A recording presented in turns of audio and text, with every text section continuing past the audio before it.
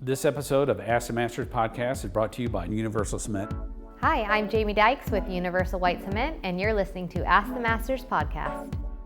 Today on Ask the Masters, stay tuned as we figure out what the best practices for swimming pool plaster are with Master David Penton, Master Grant Smith, as they interview past president of the NPC, Mr. Alan Smith. This is part one of a two-part series that you will not want to miss. Be sure to check back next week for the conclusion of this two-part series. Hello and welcome to the Ask the Masters podcast. This podcast is dedicated to discussions about the design and construction of water shapes. The hosts of the show are all certified SWD masters who represent the leading builders and designers within the water shaping industry today. All right, welcome into the show today. I'm Dave from Fluid Dynamics. We got Grant here. Introduce yourself, Grant. I'm Grant with Alkaline Pools and Spas. And back by popular demand, we have Alan Smith back. The previous podcast did so well that we wanted to have you back on and really kind of dive a little bit more. So for those that hadn't listened to that podcast, kind of reintroduce yourself to the folks. Alan Smith, owner of Alan Smith Pool Plastering out of Orange, California.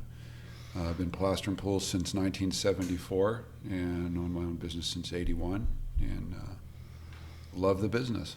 Cool. And about how much work do you do in a year? Like annually, how many pools are you plastering? Well, we actually will probably do about 600 to 700 renovations. Our business is primarily renovation.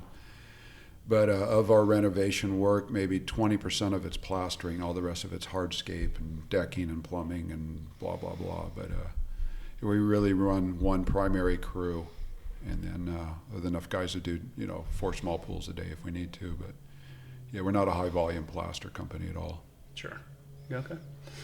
One of the things that really wanted to get in and talk about today, on the Facebook page, it seems like the questions about plaster issues and discoloration and things. So I thought we'd really kind of dive into a little bit of those kind of what you see, what other plasterers are doing wrong, and just kind of managing expectations and that kind of thing. And just kind of pick your brain. You've been doing this so long and just kind of understand how we manage those expectations for our clients. Yeah, very good. We'll ask away.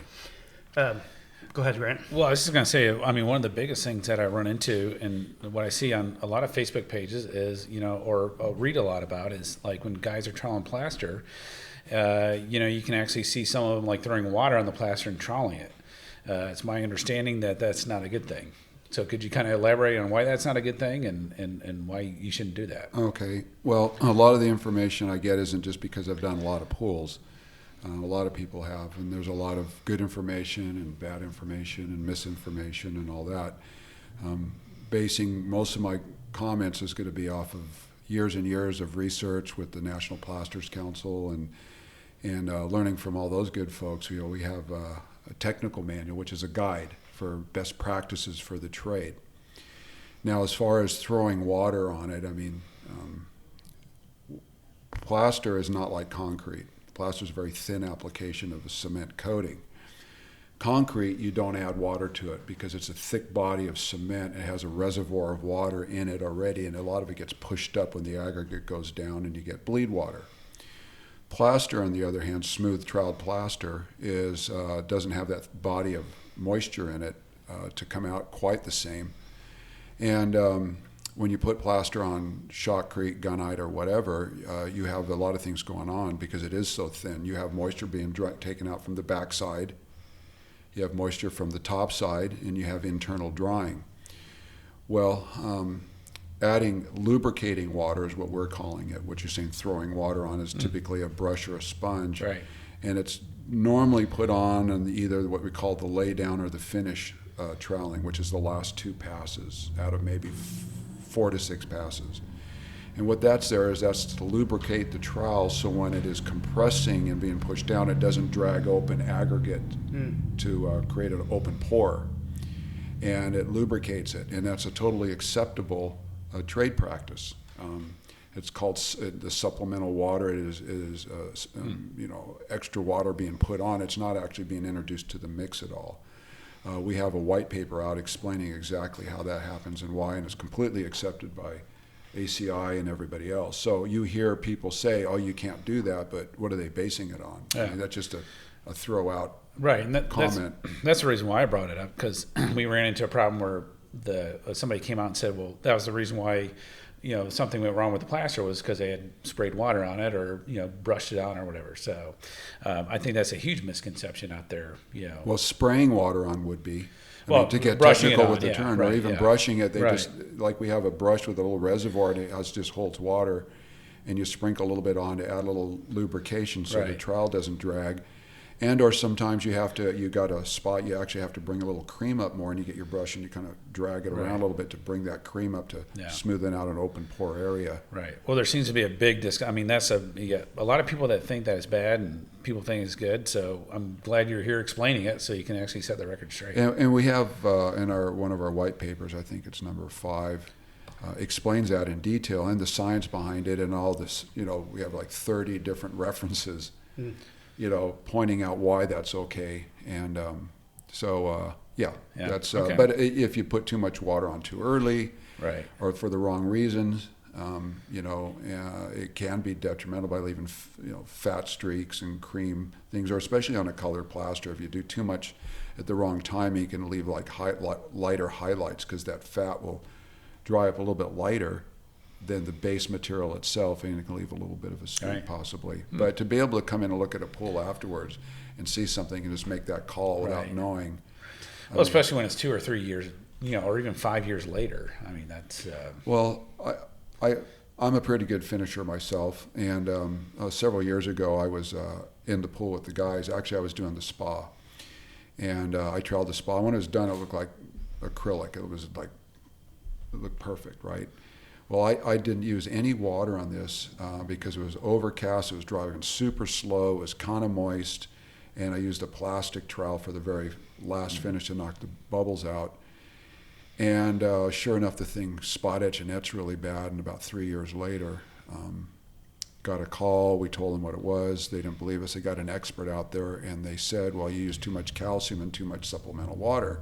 Well, I trialed it myself, and I didn't use any Right. supplemental water. Yeah. And the calcium level was so low in it, had nothing to do with it. So it was just an arbitrary comment somebody made on what they thought they knew it was. Right. And there really wasn't any way to substantiate it. And I knew for sure what it was. So. Right. Yeah, one of the things that I do personally on my pools is that right before plaster, typically 24 hours beforehand, I send my boys out there and we pressure wash, whether it's clean yet or not. We pressure wash and pressure wash and pressure wash because I want to get water impaled into the surface. You mean the shell itself? The before shell plaster. itself before plaster, because it's still concrete and you want that saturated surface dry, and oftentimes you see a pool that's been sitting for 6 months on new construction, and it's dry as a bone, and you guys show up and it's sort of almost a lost cause. You guys are chasing your tail because that shot crater substrate is going to pull that moisture out so quickly. Well, God bless you for doing that, because that's always one of our biggest things. You can come out to a gunite or shotcrete pool, start plastering, and you have hot spots and wet spots, and right next to each other. One spot's drying so fast, in 15, 20 minutes it's rock hard, next to a spot that's going to take 3 hours to dry because of that lack of uniformity and moisture within the shell. And so by pre-wetting these down, power washing is even better because you're getting all the grit out of the pore, so you have a better bonding mechanism. But just to introduce consistent water through it, I mean, every plasterer in the world would love that. I mean, we do that on our remodels. We haven't exposed anything. We try to introduce moisture to that ahead of time for uniformity and drying, and that really helps you a lot on your final product too. Yeah, and especially, I mean, you can do it with a hose. We choose to do it with a pressure washer because then you have the pressure, and we're actually, pushing that water in a little bit deeper. We're not etching anything, but at the very least, keep it moist the day before. And we never plaster. I never plaster on Mondays because I know that my crew needs to be out there 24 hours before. If I do that on Friday, by Monday that shell is pretty dried out again already. So that's just one of the things that I do with my guys. Well, that's some pretty incredible detail you're doing to that. I don't know if 24, 48 hours, any kind of moisture into that shell consistently for several weeks, if possible, really helps. Sure. You know, and I mean, if you want to do it 24 hours beforehand, if you do get it too wet, then you have leakers. You have water coming back through the shell. So you have to get it wet, but don't oversaturate it, and know how to do that properly. And then, but yeah, no, that would be awesome. That would really help a lot. Yeah. Well, good shotcrete is always the first step, right? So. Well, it helps, right? Hi, I'm Grant Smith with Aqualink Pools and Spas. Today we have the pleasure of having Jamie Dykes from Universal Cement in here. Jamie, it's great to have you. Thank you so much. I'm super excited to be here. You know, you guys have been doing a really cool thing with this Ask the Masters. I kind of follow along, and then when I got asked to actually be on the show, it was quite an honor. So thank you for having me. Well, great. Glad to have you here. I use your product, Universal White Cement. You know, I've used especially the commercial white quartz. I've used it on a couple pools where the homeowner specifically wanted like a white plaster, not a pebble or microfusion or anything. And you wanted to use that white commercial quartz because it's a really complex project, and we're cantilevering it off a hill. So I didn't want to ever, have to replaster in the next 20 years or so. Yeah. So tell us a little bit more about the commercial white quartz and what's in it, and then also about some of your other products. Sure. So the commercial quartz is just one of our many products. Universal White Cement is really the foundation of all of our products. Back in the 90s, when the big cement crisis happened and we had all these failing pools, my boss, Randy Lillenquist, he was a pool plasterer, so he wanted to create a cement that was not only strong and durable, but also super great for the installers, great workability, trowelability. So that's kind of how Universal White Cement got its start. From there, he just started adding the different aggregates as time evolved. You know, you had finest finish white, which was our marble plaster blend, and then through the years, quartz, pebbles, the different types of technologies he would adapt to them by pre-blending our cement with those different types of aggregates. So in particular, the commercial quartz that you're using is a blend of our universal cement, which has pozzolan and polymer additives to strengthen it up, an ultra white marble sand, and a quartz aggregate. So, when you're comparing to a traditional pool plaster, when you're using a standard cement pool mix, you're getting probably around 3,500 or 4,000 PSI strength. Because we pre-blend our products with our universal cement and additives, we're getting products like the commercial quartz, which is close to like 9,600 PSI strength, Wow. which is insane. Yeah. So the pozzolans really take out the porosity of these finishes and keep them super watertight and less Right. prone to chemical attack. So Right. that's kind of the beauty. We call it the magic is in the mix, because Right. we take all these ingredients and mix them together for you, so you don't have to worry about it at all. Right, and that's the great thing is like a lot of plasters or pebble plasters. You have to like use this many bags of pebble, this many bags of cement, and everything, and mix it all in a mixer. Right. Your product's all pre-blended, so it comes all in one bag, and you just mix it with water, and you're good to go. Correct? Yeah. So we call it a job site mix. When Right. you're getting the recipes, a couple bags of black, couple bags of white, this many bags of cement. There's some room for error there. With our products, we take the cement, we take the aggregate. If there's glass in the finish, we take the glass, the abalone shell, everything aside from the pigment, and we put it in one bag. So when your applicator is getting it, there's no guesswork. He's putting 12 bags of that material plus the pigment. He's getting the batches, and also the homeowner is really assured that what we're saying is going in the mixer is actually going in the mixer. So. Right, yeah, and that's the great thing, I think, especially your microfusion. Those pebbles are just so small. How do you guys get those things as small as they are with the microfusion? Is it just your process that you do at the plant, or? Right. So we have a quarry that the micro pebble comes from, and the really what makes that micro product work and why we're the only ones that have a micro product this far is because of the cement.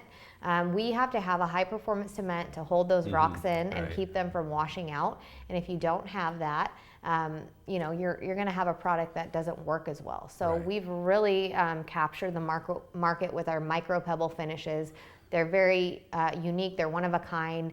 You always have those homeowners who they want that strength and durability of the pebble finish, Right. but they always have that friend or cousin or somebody that has a Sure. crappy pebble pool Right. finish that scratched up their feet, Right. which we know it shouldn't be like that, but that's kind of what we're dealing with in the market. Sure. So these micro pebble products really hit that niche. and give these homeowners something with that Right. less texture, but still the strength and durability that they're looking for. Yeah, I was just about to mention that. So the biggest complaint I hear all the time too is, oh, my friend has it scratches up her feet, and I'm like, well, with microfusion is a lot different. It's a really nice texture. Right. It's just, it's there just enough. It's there just enough because you feel it on your feet, but it's not rough or anything like that. So that's what's really nice about your product. Yeah, it definitely puts mind at ease with that smoother texture, but still being able to get the pebble product. Yeah, absolutely. Yeah, and going back to your commercial white quartz cement, anytime I've seen it, and I've seen the trawlers put it on, it just lays on so creamy. Yeah. So they just enjoy it and really have a good time, putting it on. So Yeah. it just comes out like the finish is just incredible on all your products. So. Yeah, we have an interesting phenomenon. Like the installers who start to use universal white cement never want to turn back because it's got such great workability, trowelability. It gives them that extra time to work if they need it, and they just really enjoy it. So I always find that people will try to switch or go to a different company that doesn't use the same cement, and then they're like, oh, they miss the universal cement. It's kind of like an addiction for these installers. So we've had great success with our pre-blends because it's allowed installers that might not use our cement to get a chance to use our cement within our pre-blends as well. Right. Yeah, and that's why the strength of your concrete, going back to that, like 9,600 PSI, right? That's really incredible for plaster because, like you said, everybody thinks plaster is waterproof, and for some reason in our industry, either a lot of pool guys have said, "Oh, plaster is waterproof." As we know, plaster is not waterproof. Right. It's but at 9,600 PSI, that's getting watertight. Pretty watertight right there. Right. So the beauty is really in the pozzolan. So when you're mixing cement with water, that creates calcium hydroxide, and those compounds are super porous. So if you think about it, there's gaps in the cement, and what the pozzolans do is they kind of fill those voids in. So they're making the product less, it's more dense, and then it's less susceptible to chemical attack. So if the chemicals can't get in there as well, then they're not going to deteriorate the finish as fast. And that's really where all the magic comes in, is with the pozzolans. Right, absolutely. Like in Italy, they've had pools there for centuries. Right. They're still there and they don't leak water because they use pozzolans. I know. From there. So that's really incredible that you guys incorporated that into your mixes. So. Yep. Yeah. So you also have something called radiant fusion. Right. Right. So that's your glass fusion. Do you have glass beads in there? Yeah. So radiant fusion, we take our micro pebble product and we combine that with 25% pebble radiance glass bead. It's a couple different colors of blue and a white iridescent. So you get this super cool blend of blue glass. It also has abalone shell blended straight into the bag, as does the microfusion as well. But with that finish, everything again comes in one bag. The installers are taking that 12 bags plus the pigment and creating the finish. And the beauty of that is, when we're selling a product that has 25% glass, there's actually 25% glass in there. It doesn't give the ability for a job site mix where they're adding whatever portion of glass is at their discretion. They might broadcast it. We want to truly know what's going into that mix. So we just put it in there ourselves. Oh, awesome. Yeah. So going back to your installers, I know you have a certified installer program and a warranty. What does that incorporate? Right. So our certified installer program is a little bit different because we're set by distribution. I usually like to send one of our trainers up on the first job that an installer does. So myself or one of the trainers will go up there and oversee and make sure everything goes well. And then from there, if somebody's calling and asking for installers in the area, we can refer you and let them know that you're well versed in our product. The second part to that question was... The warranty. Warranty. Which everybody always wants to know about the warranty. Yeah, so our warranty, we have a 7-year warranty on all of our pre-blends. And how our warranty differentiates, most warranties are on an aggregate, and rocks, as we know, last for millions and millions of years. They're not usually the failing component of a finish. So what we do, because we put all the ingredients in one bag, we're warranting everything that comes in the bag. So the cement, the aggregate, the abalone shell, the glass, if there's a failure with any of those, we know that it came from us. You're not taking cement from this, aggregate from here, and then trying to have to figure out what component failed. We're just lumping it all together and warranting it all because we know where it came from and we know we put it in the bag. Great. Now, quick question for you. Now, do you do like custom colors sometimes? Would a pool contractor be able to go ahead and have a custom pigment color made with your product, or? So what typically happens, all of our products come in a white base. So say you're getting it from distribution or the installer gets the product, it's got the aggregate, all the ingredients in the bag, and then it's a white base and they're adding the pigments to create the different colors. We run into it all the time where, somebody's like, I want a purple pool, or, I want something out of the ordinary. Our products do allow for a little bit of diversity because you can add different pigments, not always warrantyable depending on where you're getting your pigments from, but there is definite possibility to change things up and create something new with that. Right. And go back to like distribution. Who do you guys go through? So right now we're working with a lot of the NPT, SCP, SPP branches, especially a lot locally here in Southern California, over in Texas a little bit, Nevada, a little bit of Arizona as well. So that would be the main way. We also do sell direct, but preferably going through one of those branches. They usually have everything in the system, so you can go right to them and ask for pricing or whatever it is. Right. So if someone was in Florida or even Connecticut or something, could they still contact you and have some products shipped over to you? Oh, absolutely. Yeah, we can either sell direct or hook them up with their local branch and get them what they need. Absolutely. Oh, that's great. Yeah. So, well, it's been a pleasure having you here. I believe in your product. I think as a cement guy, it's awesome to see how well that stuff trials on and how durable it is, and then also how strong it is. So, appreciate it, and we'll see you on the next go around. Awesome. Thanks so much for having me. We appreciate it. You're welcome.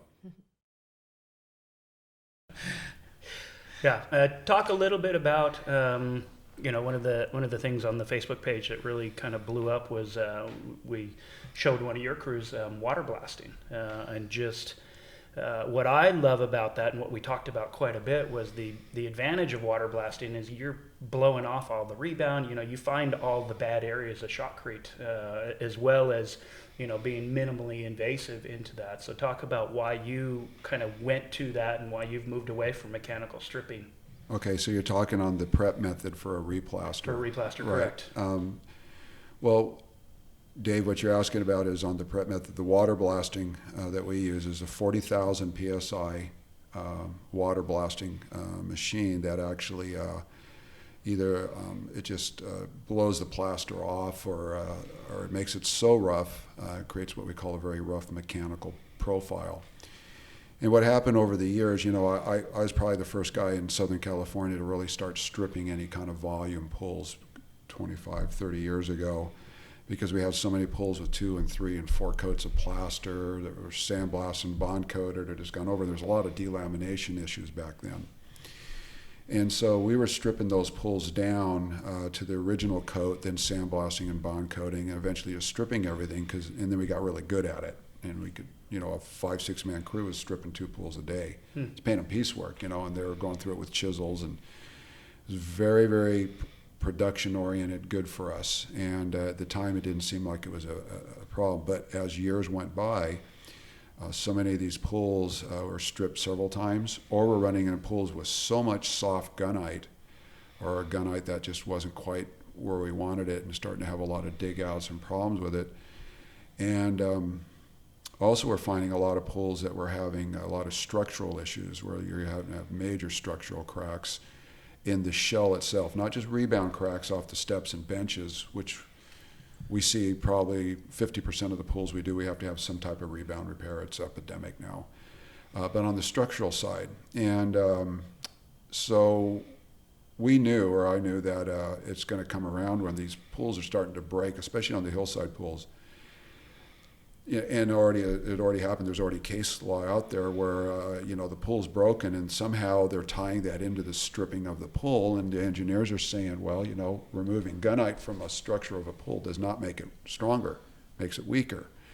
And so there's that whole thing. Okay, well, who made it weaker? You get to participate in rebuilding my swimming pool. Yeah. And it's not if but when, because you get a good engineer up there and they ask you the question, they'll say, well, Mr. Smith, did you stripping that pool make it stronger or weaker? And of course you lose that argument. So we decided to invest into water blasting. It's been around a while. There's a guy here and two guys here in Southern California that have been doing it over 20, 25 years. And but they kept it really quiet to themselves because it was a really good method for them. And then, of course, in Texas, one of our board members of the National Plasters Council, Greg Musgrove, is doing it exclusively, and several other guys nationwide. And so the buzz, we were talking about that, and about 6-7 years ago, I jumped into it. It's expensive. I'm not going to, I mean, to get the right truck to tow it and the cleanup equipment and everything, you're $250,000, $300,000 to get the whole thing going properly. I mean, you can always cut corners and buy old used equipment. But once you get rolling and doing everything, it's really worth it. And, you know, it's very efficient. You can cut through 2-3 coats of plaster. It creates a bond unlike any other I've seen. I think it bonds better than fresh rock open pore gunite because it's, and if you've seen them before, it looks like coral when it's done. And there's such a mechanical bond profile for it. The downside is it's extremely loud. It costs a little bit more money because you got to pay for all this equipment, and it kind of blows stuff everywhere, so you have to tent it. And if you tent it properly, it's very controllable. And you know, people are worried about that much PSI, you know, coming out of the end of a gun. Is that dangerous? Well, it is if you point it at somebody. You just don't point it at anybody, right? So, yeah, but it's been tremendous. We run 2 of those units right now, and I'm anticipating getting a 3rd one, just as a maybe potential subcontractor. So many people are asking us for it, and I can't get to them quick enough because we're booked out so far in our own jobs that we want to use those for not just plaster demo, but also structural demo. I mean, we're talking about looking at a pool where you actually have to take gunite out for a big structural crack repair or channeling for plumbing going underneath. Well, this will see right through the gunite. It'll leave the steel alone, and it doesn't, you know, rattle the crap out of it by jackhammering it. And it goes 3 to 4 times faster than a jackhammer. Right. And without the trauma too. I mean, zero trauma. It's just water cutting through, and then you just have the mess to clean up when you're done. It's a slurry, granular product, but it's, you know, it's just a matter of learning how to deal with it like anything else, and then it's you get efficient at that too. So sure. Yeah, outstanding. Yeah, I know. To me, it's like I'm gonna try to do more of that. Not that I do a lot of remodels, but you know, we do a certain amount of construction remediation. So to me, we're already getting to a shell that's questionable as it is.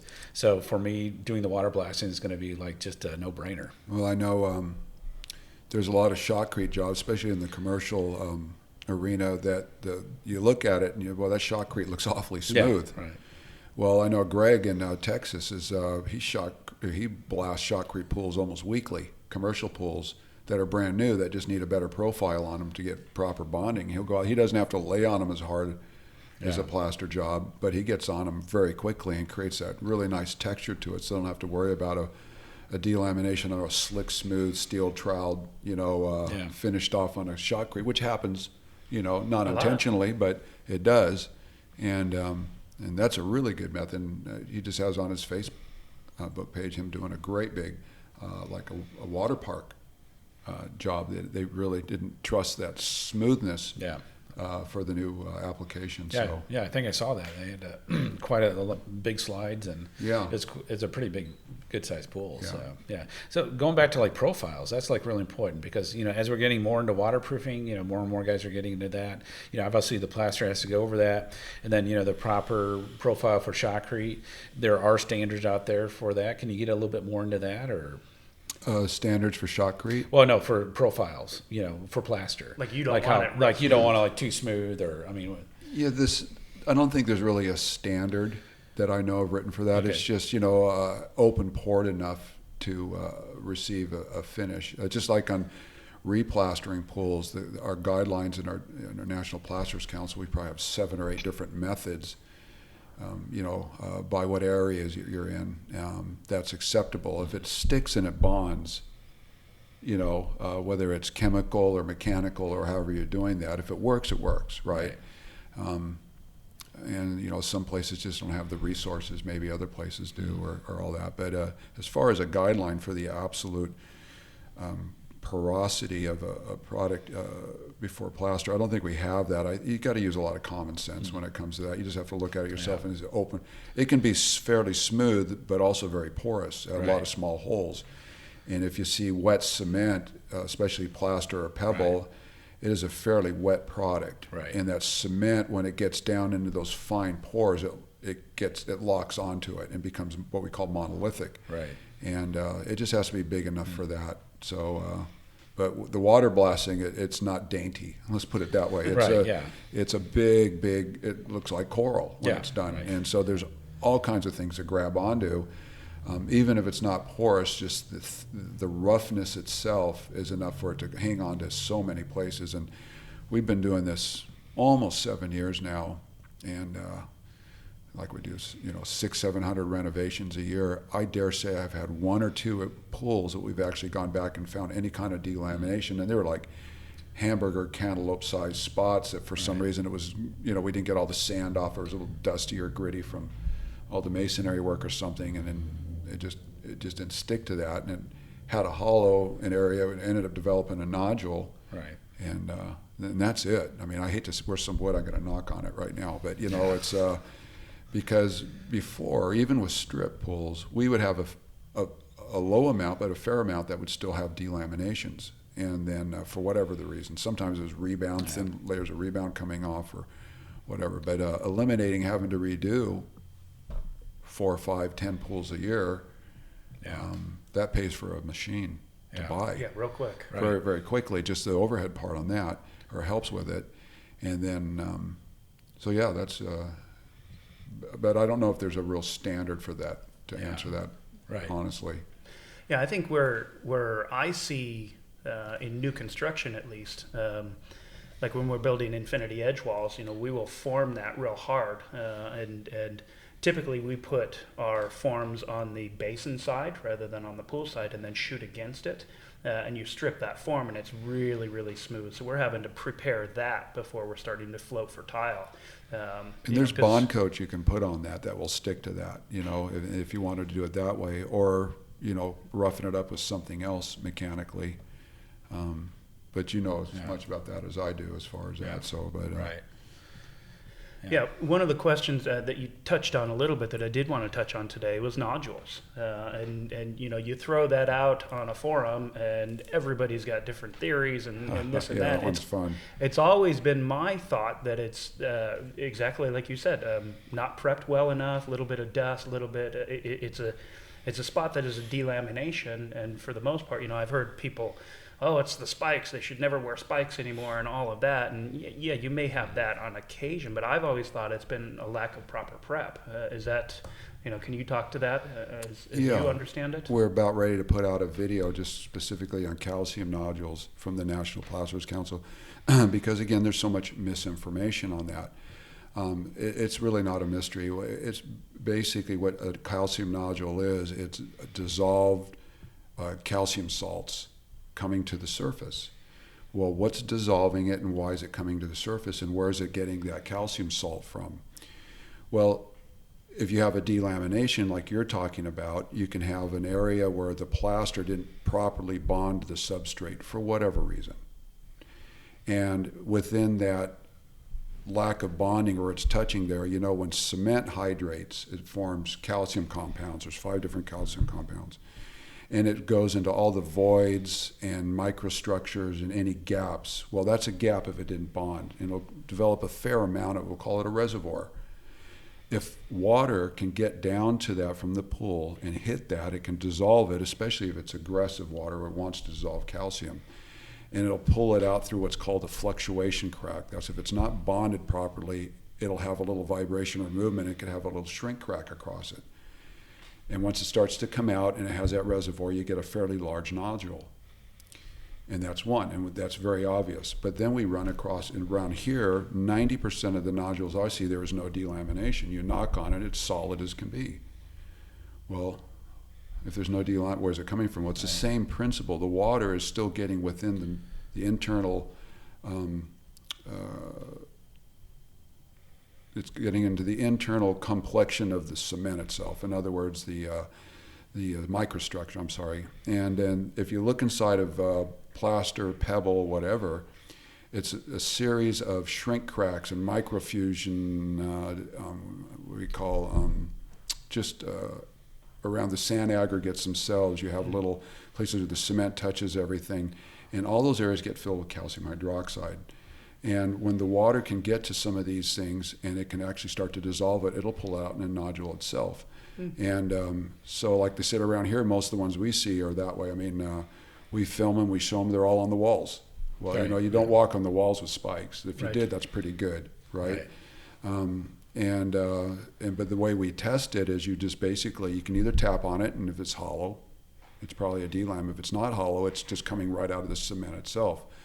And we'll do a core sample, core it out and look at it, and sure enough, it doesn't go past the back of the plaster. It's coming out internally by finding a resource of calcium through the microstructures.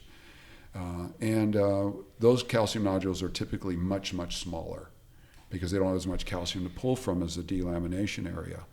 And what I tell people, well, you know, if you think it's a delamination, knock on it. If it's not hollow, do a core sample. And if it is coming off, then obviously there's a delamination warranty that'll help cover for that. If it's not, but the water has to be aggressive enough to dissolve it and pull it out.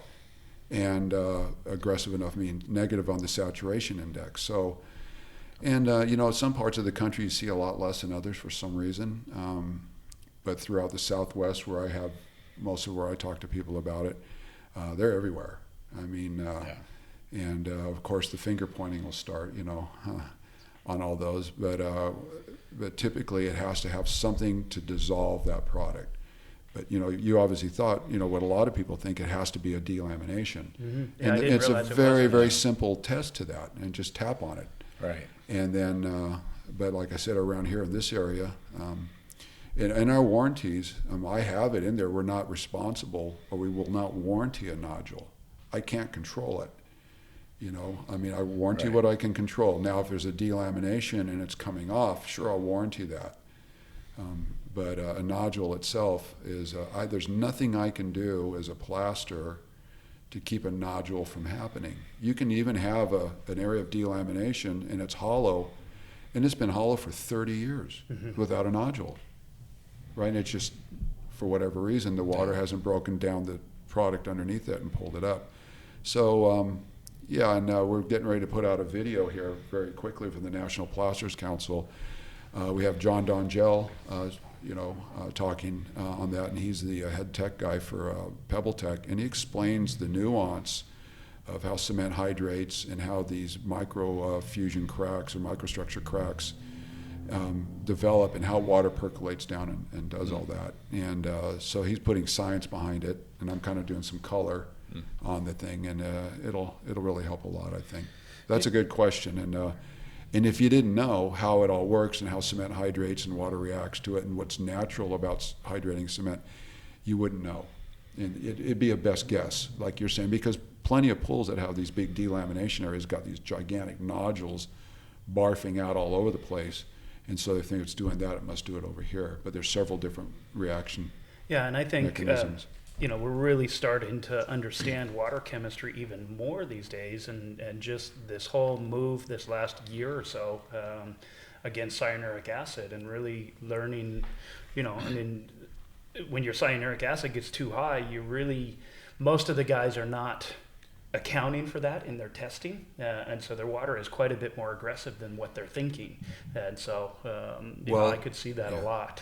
And new for you in the last year, we've been preaching it for 25 years. Right. So, but nobody listens to us because we're just a bunch of pool plasters, right? What do we know? So, we've been pointing that out ever since in Table K and the Taylor test kit. It's been talking about the adjustment factor for 30 years ago. They printed that, and it's been in there, and nobody's paid much attention to it. Even Bob Lowry's books, he's talked about it, and they just never really put measured alkalinity and carbonate alkalinity together, and what the drawback is and the saturation index and how that's affected. But cyanuric acid is misused, as Paul Loomis used to say from Arch Chemical, is the root of all evil. The misuse of it. Yeah. Trichlor is a great product. properly used, just like so many other things. Sure. Does like, if you have like bad shock, we all know that waterproof plaster is not waterproof. So if you really have a bad shotcrete shell, how does that affect like the plaster? Does like calcium come through? Can it start, Well, bad in what way? Well, it's like really porous or low mix design. It's only like a lot of the pools around here, unfortunately, they're 2,500 psi dry mix, shotcrete. You strip off the plaster and you can just see how porous they are and how tan they are. And does that water, when it gets through the plaster, does that have any effect on some of the staining on the plaster or anything? Or you mean from the backside? From the backside coming through. That's a really good question. I have my theories on that from just natural observation over the years, plastering so many new pools and then redoing older pools. Because here's my little bit of theory on that, and I'll throw this out there, and this is totally for comment.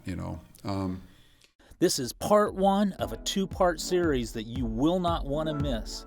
Be sure to check back next week for the conclusion of this 2-part series. Thanks for listening to the Ask the Masters podcast, and don't forget to check out our Facebook page each week on Tuesdays for new episodes of the show.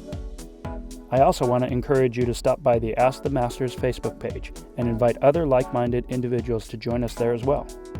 Feel free to jump into the conversations and even post your own questions. We want to create a community which fosters learning and discovery for the betterment of us all. You can also subscribe to the podcast on iTunes, Google Play, and Spotify. Please be sure to subscribe and feel free to share.